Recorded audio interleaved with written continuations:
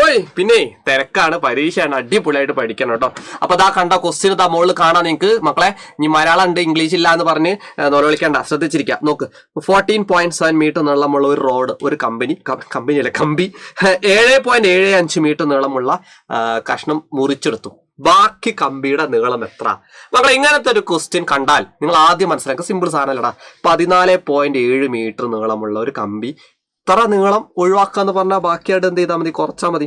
അപ്പൊ 14.7 കുറയണം 7.75. ഇതെന്താ സാധനം അറിയോ?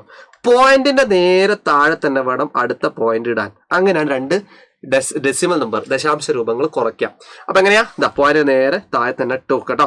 ഞാൻ കുറച്ച് നമുക്ക് ഇവിടെ 5 ഇവിടെ ഒരു 0 കൂടി ഇടാം, പ്ലേസ് റെഡി ആക്കാൻ കേട്ടോ.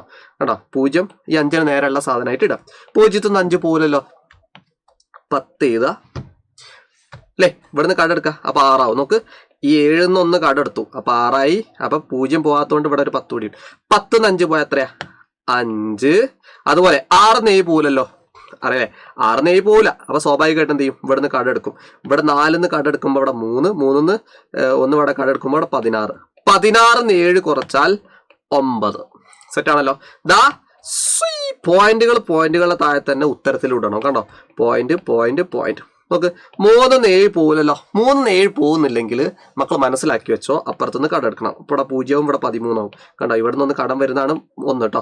13 7 കുറച്ചാൽ 6.95. ബാക്കി കമ്പിയുടെ നീളമാണ് 6.95. അപ്പൊ ഇതെങ്ങനെ ദശാംശ രൂപങ്ങൾ സബ്സ്ട്രാക്ട് ചെയ്യുന്നുള്ളതാണ് പഠിക്കുന്നത്.